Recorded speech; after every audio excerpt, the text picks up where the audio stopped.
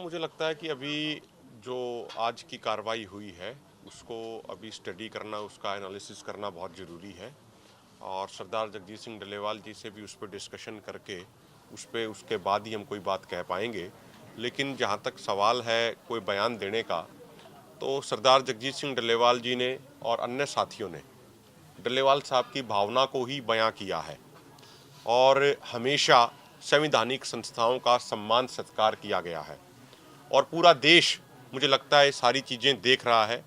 देश ने ये भी देखा कि जब सीनियर अधिकारी हमारे पास शाम के समय आए एक दिन और उन्होंने कहा कि आप जो बातें हमारे सामने कह रहे हैं, आप माननीय सुप्रीम कोर्ट के सामने ये बात कहिए, तो दोनों फोरमों ने उस पर सहमति दी और डल्लेवाल साहब अगले दिन 2 बजे वीडियो कॉन्फ्रेंसिंग के माध्यम से माननीय सुप्रीम कोर्ट की कार्रवाई से जुड़ने को तैयार भी हो गए। 1 बजे के आसपास वो अचानक से बेहोश होकर गिर गए। 12 से 15 मिनट वो बेहोश रहे। डॉक्टर अवतार जी, इनकी टीम भी और सरकारी डॉक्टरों की टीम भी वहीं मौजूद थी स्टेज के पास। तो इन्होंने देखा कि उनकी हालत किस तरीके की थी। उसके बावजूद जब उन्होंने लगभग 1:30 पौने 2 के बीच में उनको होश आया, तो सबसे पहले उनका सवाल यही था कि वीडियो कॉन्फ्रेंसिंग से जुड़ने की तैयारियां कैसी चल रही हैं। तो डॉक्टर साहब ने भी खुद भी कहा कि आपकी तबीयत, आपकी हालत ऐसी नहीं है कि आप जुड़ पाओ, लेकिन उन्होंने कहा कि संवैधानिक संस्थाओं को हम सम्मान करते हैं हम और सम्मान के तौर पे हम जुड़ेंगे। वो स्टेज के नीचे जहाँ गिर गए थे वहीं पे लेटे हुए थे। 2-3 कंबल ऊपर उनके डाल रखे थे। उन्होंने पूरे अपने कपड़े भी नहीं पहने थे, लेकिन ऊपर तक कंबल तक कवर करके गर्दन तक वो उसके बावजूद 12 से 15 मिनट तक ऑनलाइन वीडियो कॉन्फ्रेंसिंग से जुड़े। अगर दोनों मोर्चों को और अगर सरदार जगजीत सिंह डल्लेवाल जी को, अगर इनके मन में संवैधानिक संस्थाओं के प्रति अगर सम्मान नहीं होता, तो शायद वे उस दिन ना जुड़ते।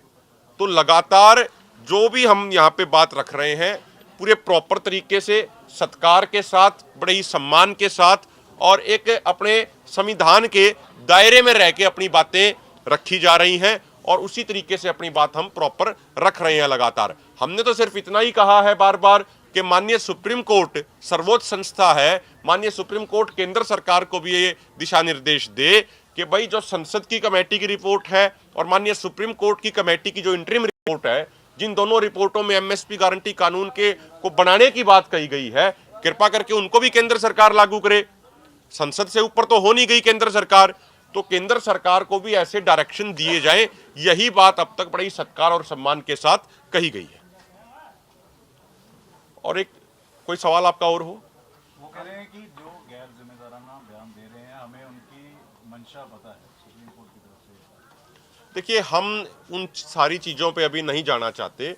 मैंने जैसा पहले कहा कि किस तरीके से क्या बयान दिया जा रहा है, क्या बयान नहीं दिया जा रहा है, क्या बात कही जा रही है, क्या फैक्ट्स रखे जा रहे हैं, किस तरीके से माननीय सुप्रीम कोर्ट के जजों को चिट्ठी लिखी गई है, वो सारी बातें पब्लिक डोमेन में हैं। तो मंशा क्या है दोनों मोर्चों की या मंशा क्या नहीं है, वो पूरे देश के सामने मुझे लगता है क्लियर है। हमारी तो एक ही मंशा है कि चाहे संवैधानिक संस्थाएं हो, चाहे केंद्र सरकार हो, वो जो वादे हमसे पिछले लंबे समय से किए गए हैं, उन वायदों को पूरा करा दिया जाए। इसके अलावा हमारी और कोई मंशा नहीं है। अच्छा, अगर बात करी जाए तो ये धरना और कितना लंबा चलेगा? देखो, वो तो केंद्र सरकार के हाथ में है, हमारे तो हाथ में है नहीं कि धरना कितना लंबा चलेगा। केंद्र सरकार जब मांग पूरी कर देगी। जवाब नहीं मिलता है तो क्या होगा आगे का? आपको क्या लगता है? देखिए, अगर मैनिफेस्टेशन की जाए, इमेजिनेशन की जाए, तो वो क्या होगी? देखिए, मुझे लगता है कि सरदार जगजीत सिंह डल्लेवाल जी के आमरण अनशन का 38वां दिन है। एक इतने सीनियर लीडर ने अपनी जान दांव पे लगा दी है। उससे बड़ा कोई रणनीति या उससे बड़ा कोई फैसला हमें नहीं लगता कोई और हो सकता है। तो 4 जनवरी को सरदार जगजीत सिंह डल्लेवाल जी की भावना के अनुसार खनौरी किसान मोर्चे पे देश भर से लाखों किसानों की यहाँ पे गैदरिंग होगी, जिसमें सरदार जगजीत सिंह डल्लेवाल जी अपना जरूरी संदेश किसानों के नाम देंगे।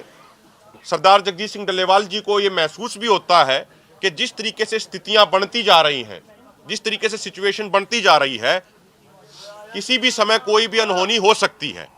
तो इसीलिए 43-44 साल सरदार जगजीत सिंह डल्लेवाल जी ने जिस किसान समाज की सेवा करी है, उस सभी किसान समाज के, पूरे किसान समाज के वो दर्शन करना चाह रहे हैं। इसलिए हमारी हाथ जोड़ के प्रार्थना है, हाथ जोड़ के ये रिक्वेस्ट है कि जो लोग एमएसपी गारंटी कानून बनवाना चाहते हैं, जो लोग सरदार जगजीत सिंह डल्लेवाल जी से प्रेम करते हैं, उनसे स्नेह करते हैं, वो सारे साथी 4 तारीख को खनौरी किसान मोर्चे पर पहुंचे, क्योंकि 13 फरवरी से शंभू, खनौरी और रतनपुरा मोर्चों पे एमएसपी गारंटी कानून बनवाने की लड़ाई चल रही है। इसीलिए एमएसपी गारंटी कानून बनवाने के पक्ष में जो लोग खड़े हैं, सरदार जगजीत सिंह डल्लेवाल जी के समर्थन में जो लोग खड़े हैं, जो सरदार जगजीत सिंह डल्लेवाल जी से प्रेम करते हैं, स्नेह करते हैं, वो सभी आदमी 4 जनवरी को सुबह 10 बजे खनौरी किसान मोर्चे पर अधिक से अधिक संख्या में पहुंचे। ये बात हम स्पष्ट करना चाहते हैं, क्लियर करना चाहते हैं, किसी साथी को कोई कंफ्यूजन ना हो पूरे देश में। सरदार जगजीत सिंह डल्लेवाल जी अपना जरूरी संदेश 4 जनवरी को खनौरी किसान मोर्चे से ही देंगे।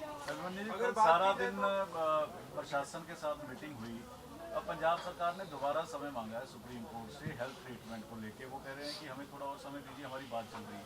तो हेल्थ ट्रीटमेंट करवाया जाएगा या जिस तरह से पिछली बार उन्होंने कहा था कि केंद्र बुलाए उसके बाद हेल्थ ट्रीटमेंट की ड्रिप जो है वो लगाई जा सकती है? देखिए, इस तरीके की कोई बात नहीं हुई कि ड्रिप लगाई जाएगी, ऐसी कोई भी बातचीत नहीं हुई। मैं बिल्कुल आपको क्लियर कर दूं, ड्रिप लगाने की किसी तरह की कोई चर्चा कहीं पे भी नहीं हुई।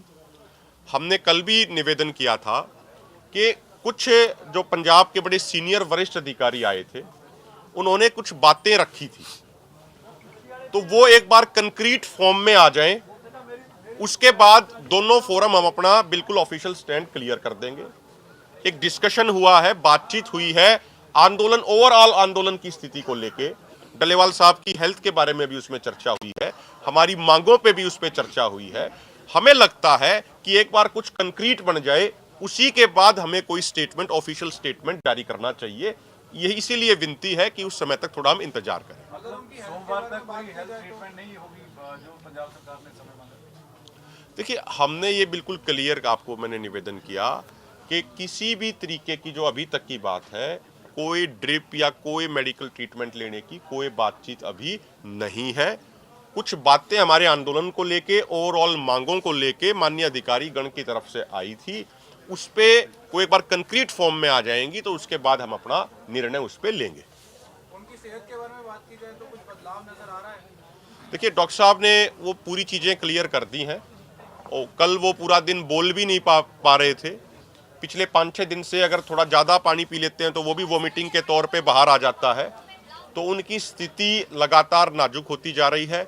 अगर आप उनके शरीर को देखेंगे तो पहले जो उनका शरीर था उसका मात्र 35% ही रह गया है, तो उनका वजन भी लगातार घटता जा रहा है, उनका बीपी भी लगातार बहुत कम हो रहा है। पहले जो कम फ्रीक्वेंटली बीपी इतना डाउन जाता था, अब वो ज़्यादा फ्रीक्वेंटली डाउन जा रहा है, 75-76 के आसपास तक उनका बीपी पहुंच जा रहा है।